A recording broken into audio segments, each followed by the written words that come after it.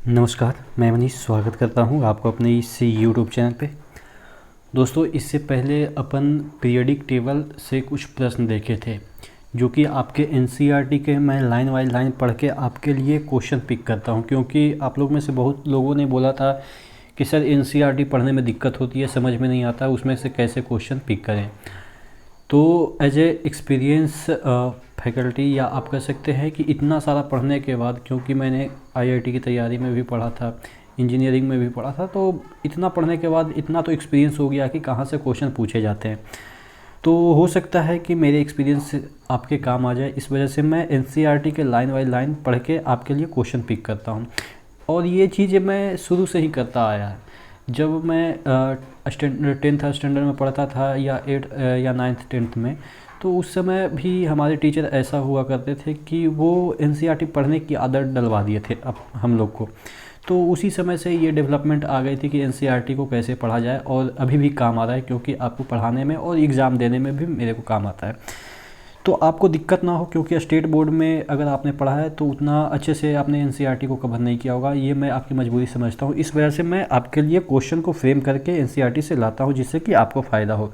तो इससे पहले मैंने एक लेक्चर पीरियडिक टेबल के सिर्फ एमसीक्यू के अपलोड किए हैं, और एक पीरियडिक टेबल से रिलेटेड भी मैंने थ्योरी बेस्ड एक लेक्चर डाले हैं, तो उसको आप देख लीजिएगा, प्लेलिस्ट में पड़ा होगा, ठीक है। एक एनसीईआरटी के नाम से मैंने प्लेलिस्ट बनाया, उसमें पड़ा होगा सभी क्वेश्चन या पीरियडिक टेबल से रिलेटेड और भी वीडियो पड़े होंगे, ठीक है। तो इस वीडियो को देखने की कोशिश करते हैं। यहाँ पे भी आपको 10 से 12 क्वेश्चन मैं आपको कराऊंगा, तगड़े लेवल का समझा के कराऊंगा, ठीक है। शुरू करें। पहला क्वेश्चन है, आवर्त सारणी के पी ब्लॉक और डी ब्लॉक में क्रमशः कुल कितने तत्व हैं। देखिए, यहाँ पे थोड़ा सा लंबा क्वेश्चन है। मैं सोच रहा था कि सिर्फ पी ब्लॉक के बारे में पूछा जाए, लेकिन यहाँ पे मैंने डी ब्लॉक को भी डाल दिया है। तो देखिए, पी ब्लॉक में आपके 36 एलिमेंट हैं और डी ब्लॉक में 40 एलिमेंट है। अगर आप पीरियडिक टेबल को अपने नक्शे में बैठा दें, यानी कि दिमाग के नक्शे में बैठा दें, तो ये पूरा क्वेश्चन ऑटोमेटिक सॉल्व हो जाएगा। देख लेते हैं पीरियडिक टेबल कहाँ पे है और पी ब्लॉक डी ब्लॉक कहाँ पे है, ठीक है। क्योंकि अगर आप पीरियडिक टेबल अपने हाथ में रखेंगे और तब पढ़ाई करेंगे पीरियडिक टेबल से रिलेटेड, तब चीज़ें आपके दिमाग पे ज़्यादा देर तक टिकेगी। देखिए, ये आपके पीरियडिक टेबल है। अब हमसे बात कर रहा था कि पी ब्लॉक में कितने एलिमेंट है और डी ब्लॉक में कितने एलिमेंट है। सबसे पहले पी ब्लॉक और डी ब्लॉक होता क्या है उसके बारे में समझने की कोशिश करते हैं। देखिए, हमारे पास एस ब्लॉक होता है, पी ब्लॉक होता है, डी ब्लॉक होता है, एफ ब्लॉक होता है। तो ये ब्लॉक में क्यों बांटा गया है? देखिए, अगर कोई भी एलिमेंट का वैलेंस सेल, वैलेंस इलेक्ट्रॉन की मैं बात करूँ, वैलेंस इलेक्ट्रॉन जिस सेल में पूर्ति होते हैं उसी ब्लॉक में रखा जाता है। जैसे सपोज हाइड्रोजन है, हाइड्रोजन का जो वैलेंस इलेक्ट्रॉन होगा वो एस ब्लॉक में ही आएगा, ठीक है, एस ब्लॉक में ही आएगा।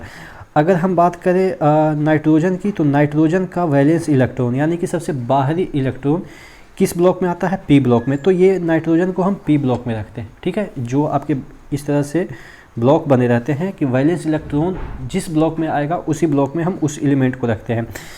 तो देखिए, ये इधर वाले जो हैं वो आपके पी ब्लॉक के एलिमेंट हैं, इधर वाले एस ब्लॉक के एलिमेंट हैं, इधर वाले ये बीच वाले डी ब्लॉक के, और नीचे वाले एफ ब्लॉक के एलिमेंट हैं।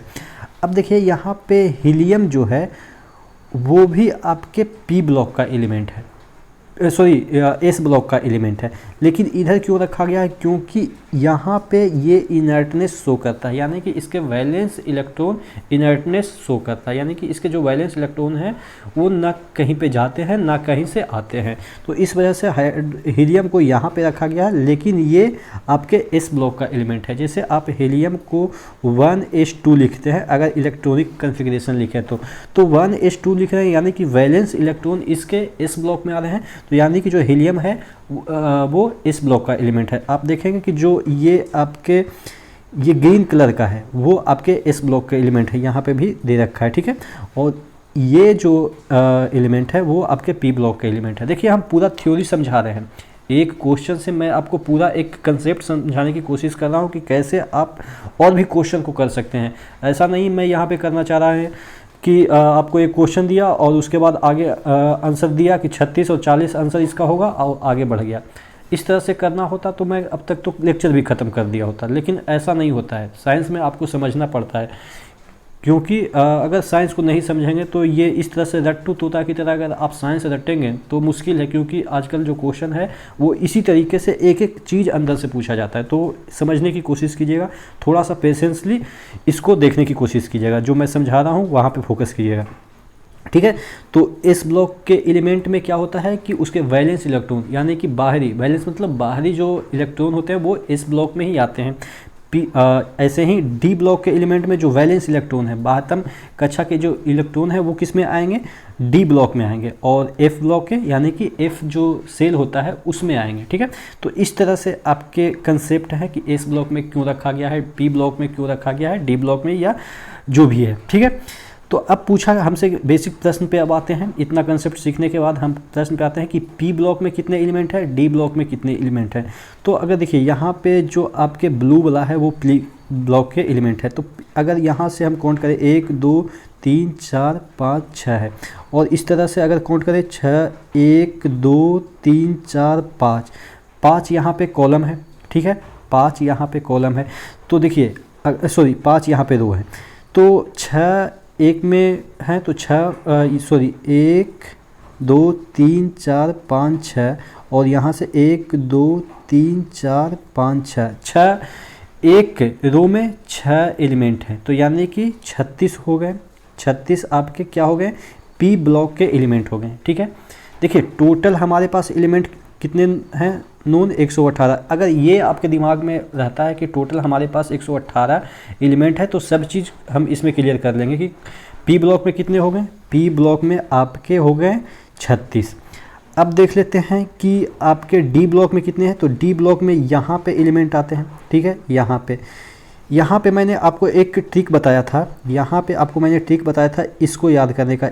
इस जो एलिमेंट है यहाँ पे इतना के बीच में, उसको मैंने आपको याद करवाने का ट्रिक बताया था। साइंस तेरी बाह करे मानव, फिर कोई निकाले कॉपर जिंक। ये एक ट्रिक बताया था जिससे आप यहाँ से 21 22 23 24 25 26 27 28 29 30 जो एटॉमिक नंबर है उसके एलिमेंट को आप याद कर सकते हैं, ठीक है। एक बार फिर से सुन लीजिएगा, अगर एटॉमिक नंबर पूछा जाए 21 में कौन सा एलिमेंट आता है तो आपको पता होगा स्कैंडियम है, ठीक है। उसके बाद टाइटेनियम है 22 में, ठीक है। तो इस तरह से मैंने बताया था, साइंस तेरी वाह करे मानव, फिर कोई निकाले कॉपर जिंक, ठीक है। तो यहाँ पे देखिएगा, अगर ये आपको ट्रिक याद है तो इसके नीचे भी एक ग्रुप आता है, इसके नीचे भी एक ग्रुप आता है, यानी कि ऐसे ऐसे 4 ग्रुप आते हैं।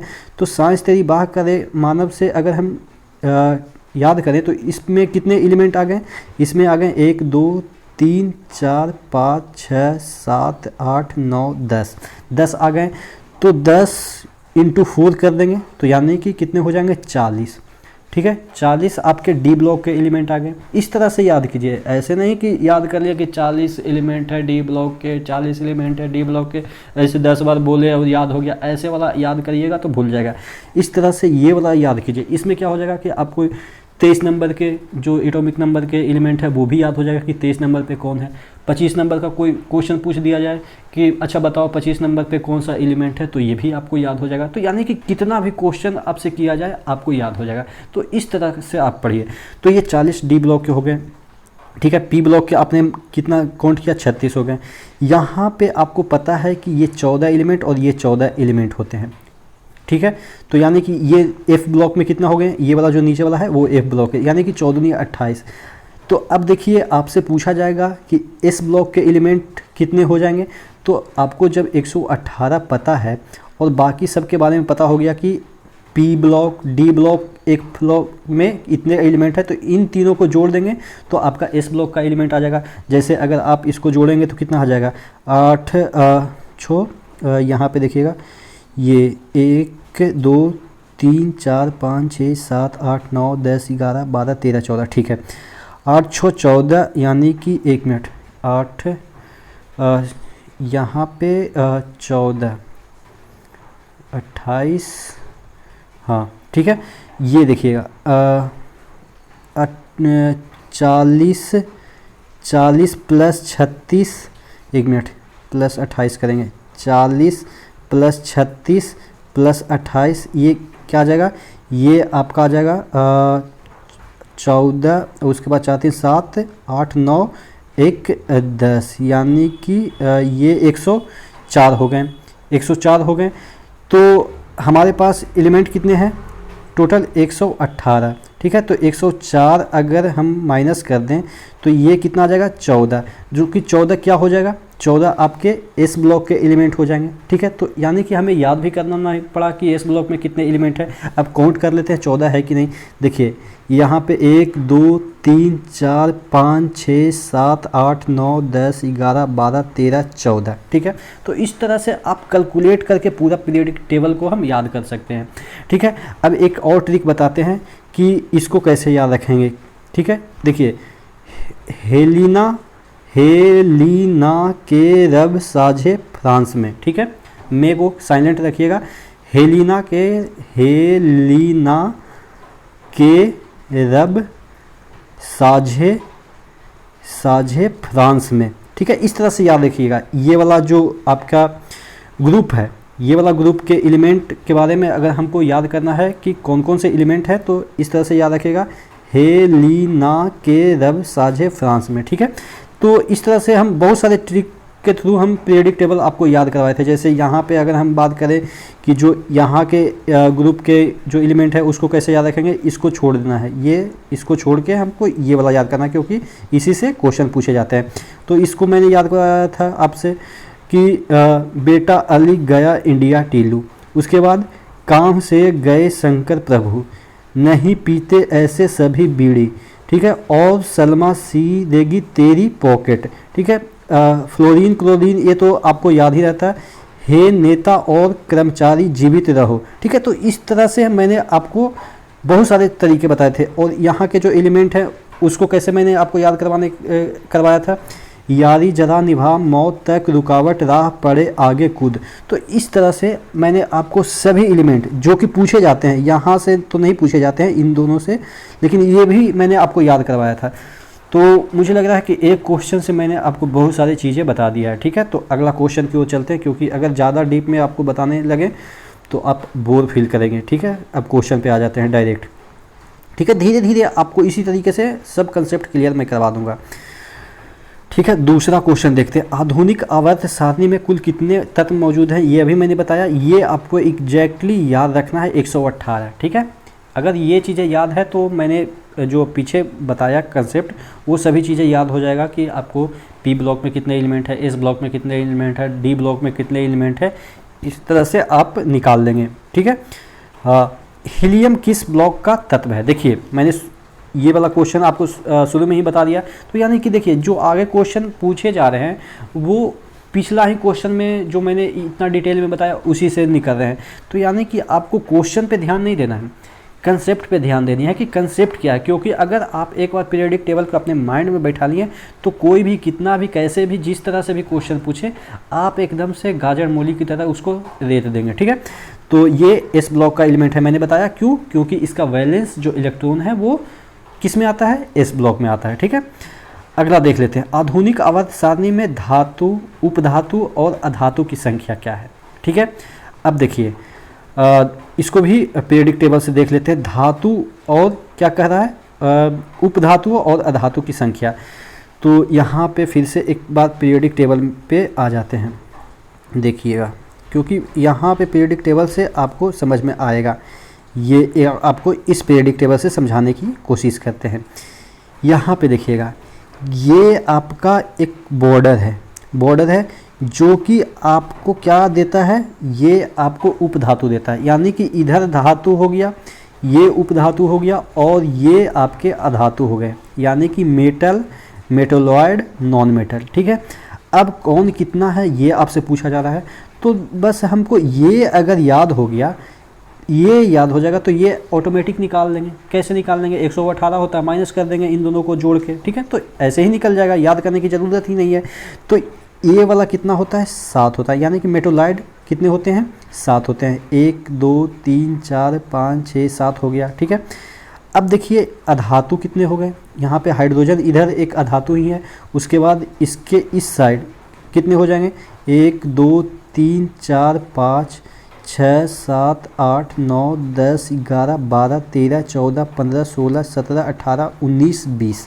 ठीक है, तो यानी कि 20 हमारे क्या हो जाएंगे, नॉन मेटल हो जाएंगे, और 7 क्या हो गए, मेटलॉइड हो जाएंगे। तो मेटल कितने हो जाएंगे आप नहीं निकाल लीजिएगा, कैसे निकाल लीजिएगा, 118 से माइनस कर दीजिएगा, किसको, इतना जोड़ के। ठीक है, तो ये कितना हो जाएगा, ये आपके हो जाएंगे 27 घटाएंगे तो 91 हो जाएंगे। ठीक है, तो आंसर ऑब्वियस है, आप टिक कर लेंगे क्या, 91 7 20। ठीक है, तो 91 मेटल हो जाएंगे, 7 मेटलॉइड हो जाएंगे, 20 नॉन मेटल हो जाएंगे। ठीक है, तो इस तरह से आप खुद कैलकुलेट कर लेंगे अगर भूल गए परीक्षा में, क्योंकि भूलेंगे ही, क्योंकि ये सब चीज़ें तो कोई भी याद नहीं रखेगा कितना कि इसमें क्या है।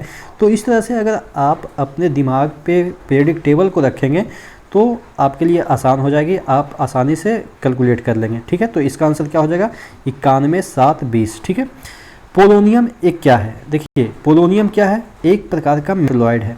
ठीक है, मेटलॉइड है। ठीक है, और सबसे जहरीला आप कह सकते हैं एलिमेंट के भी बारे में पूछा जाए तो पोलोनियम सबसे जहरीला तत्व है, ये भी आपसे प्रश्न पूछा जाता है। पोलोनियम कहाँ पे है ये भी देख लेते हैं, एक बार फिर से अपने पीरियडिक टेबल पे आ जाते हैं, क्योंकि जितना बार पीरियडिक टेबल आपके दिमाग पे छपेगा उतना ज़्यादा आपको चीज़ें क्लियर होगी। यहाँ पे देखिएगा मेटलॉइड है।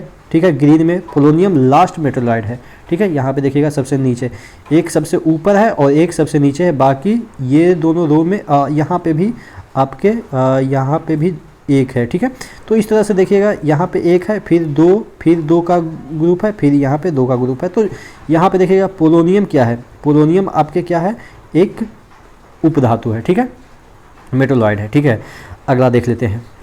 तो ये भी आपके क्वेश्चन क्लियर हो गए होंगे। अब यहाँ पे और क्या क्वेश्चन पूछ रहा है, कौन सा तत्व मेंडलीफ की आवर्त सारणी में इक्का एल्युमिनियम की जगह लेता है। देखिए मेंडलीफ जब तत्वों की खोज कर रहे थे तो बहुत सारे तत्व नहीं मिले थे, तो उनका स्थान छोड़ के उसको जो पहले वाला एलिमेंट था उसी के नाम से एक इक्का वर्ड प्रीफिक्स डाल के छोड़ दिए थे कि बाद में जब मिलेगा तो हम उसको ये नाम देंगे। ठीक है, तो देखिए जो इक्का एल्युमिनियम उन्होंने नाम दिया था उसके जगह कौन सा तत्व आया, इक्का एल्युमिनियम की जगह गैलियम आया। ठीक है, और उन्होंने इक्का बोरोन जिसे कहा था उसके जगह स्कैंडियम आया, और इक्का सिलिकन और बोरोन या एल्युमिनियम पहले खोज हो चुकी थी। ठीक है, मेंडलीफ ने खोज कर, मतलब कि मेंडलीफ जब पीरियडिक टेबल बना रहे थे तो उस समय एल्युमिनियम की खोज हो चुकी थी, बोरोन की खोज हो चुकी थी और सिलिकन की भी खोज हो चुकी थी। तो उसी के नाम से इक्का एक वर्ड डाल के छोड़ दिया गया एक स्थान को। बाद में इक्का एल्युमिनियम की जगह गैलियम आ गया, इक्का बोरोन की जगह स्कैंडियम आ गया और इक्का सिलिकन की जगह जर्मेनियम आ गया। ठीक है, तो चीज़ें आपको क्लियर हो जाएगी। यही तीनों उन्होंने छोड़ा था और इन्हीं तीनों को इस तरह से फुलफ़िल किया गया। ठीक है, अब देखिए याद नहीं रहेगा आपके माइंड पे, ये चीज़ें अभी तो पढ़ा दिया तो याद हो जाएगा, लेकिन 1 साल के बाद भूल जाएंगे। कैसे याद करना है, देखिए एल्युमिनियम है। ठीक है, एल्युमिनियम है तो एल्युमिनियम का ज़माना अब तो गया। ठीक है, गया, क्योंकि पहले क्या होता था, जब जो वायर आती थी वो प्योर एल्युमिनियम का आता था। जो आपके लाइन आती है आपके शहरों में, वो देखते होंगे पोल पे जो एल्युमिनियम का तार होता है वो प्योर एल्युमिनियम का नहीं होता है, पहले एकदम से प्योर होता था, थोड़ा सा मिलावटी होता था। तो क्या होता था कि चोरी हो जाती थी। आपने सुना होगा, अगर गांव वगैरह में रहते थे या रहते होंगे अभी भी, तो सुने होंगे अपने पापा से या दादा से ज़रूर सुने होंगे कि पहले जो तार आता था ना उसको चोरी कर लेता था और उसको गला के बेच देता था। आपको भी पता है कि एल्युमिनियम कितना महंगा है। ठीक है, तो पहले तार को ही काट के चोरी करके गला के बेच दिया जाता था। तो इस वजह से एल्युमिनियम गया। ठीक है, एल्युमिनियम का ज़माना गया, यानी कि गैलियम। इस तरह से याद रखेंगे कि इक्का एल्युमिनियम की जगह कौन सा आ गया, गैलियम आ गया। ठीक है, स्कैंडियम। ठीक है, स्कैंडियम। देखिए अगर स्कैन कर रहे हैं, कोई भी चीज़ें स्कैन करते हैं, अगर आप कहीं पे ड्यूटी करते हैं, ठीक है, अगर मॉल वगैरह में ड्यूटी करते हैं तो वहाँ पे क्या होता है कि हर एक प्रोडक्ट को स्कैन किया जाता है। ठीक है, उसके बाद कोड को, ये सब चीज़ों को स्कैन किया जाता है। तो आप एक ही चीज़ को बार बार स्कैन करते करते बोर हो जाते हैं। इस तरह से याद रखिएगा। देखिए ये स्टोरी बना के मैं आपको याद करवा रहा हूँ, क्योंकि ये चीज़ें मुझे भी याद नहीं रहती है, इसलिए मैं भी इसी तरीके से याद करता हूँ। साइंस हो या जो भी हो, मैं अपना कमजोरी जानता हूँ, तो हो सकता है कि मेरी कमजोरी जैसी आपकी भी कमजोरी हो कि चीज़ें याद नहीं रहे, तो स्कैन करते करते बोर हो जाते हैं, ठीक है।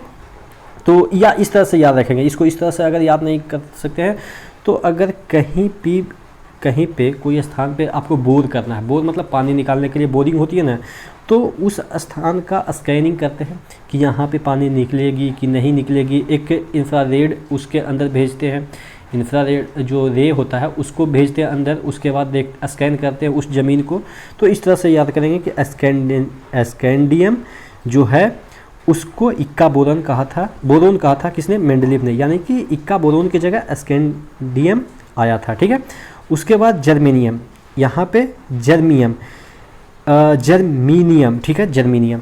इक्का सिलिकन की जगह जर्मीनियम आया। इसको कैसे याद रखेंगे? देखिए सिलिकन का जो भी हम पदार्थ बनाते हैं यानी कि चिप वगैरह में काम आता है, तो वहाँ पे ऐसे तो नहीं है कि कोई चिप बनाए तो वहाँ पे सिलिकन का बुरादा उस पर डाल दिए और चिप बन गया, ऐसा नहीं होता। उसमें बहुत सारे नियम लगा के बुरादा या जो भी है सिलिकन डालते हैं कि कहाँ पे सिलिकन ज़्यादा होगा, कहाँ पे कम होगा, किस तरह से इसको पुट करना है। तो यानी कि बहुत सारे नियम उसमें लगते हैं। कोई भी चिप हो या कोई भी मदरबोर्ड आप बनाते हैं तो उसमें सिलिकन यूज होता है, तो बहुत सारे नियम लगा के हम उसको बनाते हैं, ठीक है। तो इस तरह से देखिए ये चीज़ें बेतुका है, लेकिन अगर मेरे इस स्टोरी से आपको चीज़ें याद रहती है तो मुझे लग रहा है कि वो सफिशिएंट है याद करने के लिए। नहीं तो आप इसको इस तरह से याद कीजिए कि एक क्वेश्चन दिया है, आगे बढ़ जाइए याद करके, ठीक है। लेकिन मुझे नहीं लग रहा है कि वो ज़्यादा देर तक याद रहेगी। सबसे पहले तत्वों को धातु और अधातु में वर्गीकृत करने का प्रयास किसने किया था? तो देखिए पहले तो उपधातु पता भी नहीं चला था, तो धातु और अधातु को लेबोजियर ने सर्वप्रथम वर्गीकृत किया था। याद कैसे करेंगे? देखिए लेबोजियर का कोई स्टूडेंट होगा तो एक ब्लॉक में लिख दिया मेटल और एक ब्लॉक में नॉन मेटल, बहुत सारे जो एलिमेंट होंगे, ये मेटल का है, एक बच्चे को पकड़ा दिया थैला कि तुम मेटल वाला चीज़ इकट्ठा करना, और एक बच्चे को पकड़ा दिया थैला कि तुम नॉन मेटल वाला चीज़ इकट्ठा करना या एलिमेंट इकट्ठा करना। तो ले वो, ठीक है, यही मतलब कि वो ही लो जो कि मेटल है, और इसको कह रहा वही लो जो कि नॉन मेटल है। तो इस तरह से याद रखेंगे लेबोजियर, यानी कि ले वही जो कि मेटल है, और इसको भी कह रहा ले वो जो कि मेटल है, ठीक है। इस तरह से याद करेंगे। अच्छा, एक जोसेफ प्रॉस्ट भी साइंटिस्ट थे, उन्होंने लॉ ऑफ कांस्टेंट कंपोजिशन दिया था। इसका मतलब क्या है कि कांस्टेंट कंपोजिशन यानी कि फिक्स रेशियो में कोई भी चीज़ें जुड़ेगी तभी मतलब कि कोई कंपाउंड बनेगा। जैसे आपके H2O है, H2O है, इसमें 2 जो एटम है वो हाइड्रोजन के रहेंगे और 1 एटम है वो ऑक्सीजन के रहेंगे, ये फिक्स रहे, ठीक है। अब ऐसा नहीं है कि पानी बनाने के लिए H3 हो जाएगा, यानी कि कभी कभी 3 हाइड्रोजन की आवश्यकता हो जाएगी और 2 ऑक्सीजन की आवश्यकता हो जाएगी, ऐसा नहीं है। तो ये जो नियम है कि कोई भी कंपाउंड हम बनाते हैं तो उसके लिए फिक्स अमाउंट ऑफ, आप कह सकते हैं कि डिफरेंट एलिमेंट है उसकी आवश्यकता होती है, ठीक है, फिक्स रेशियो की आवश्यकता होती है। ये जो कांस्टेंट कंपोजिशन की बात करते हैं वो कौन करते हैं? जोसेफ प्रॉस्ट करते हैं, ठीक है, याद रह जाएगा। तो ये लेबोजियर क्या कहते हैं कि ये धातु है और ये अधातु है, और ये कहते हैं कि कोई भी कंपाउंड बनता है तो उसमें फिक्स रेशियो आता है, ठीक है। अगला देख लेते हैं उपधातु एंटीमनी का संकेत क्या है। देखिए एंटीमनी है, एंटीमनी यानी कि मनी जो कमा रहे हैं उसमें कुछ ना कुछ एंटी वाला चीज़ है, यानी कि काला धन है, यानी कि सभी काले तरीके से कमाना चाहते हैं, क्योंकि काला धन में क्या होता है कि ज़्यादा पैसा हम लोग कमाते हैं, गलत तरीके से तो ज़्यादा पैसा कमाते ही हैं।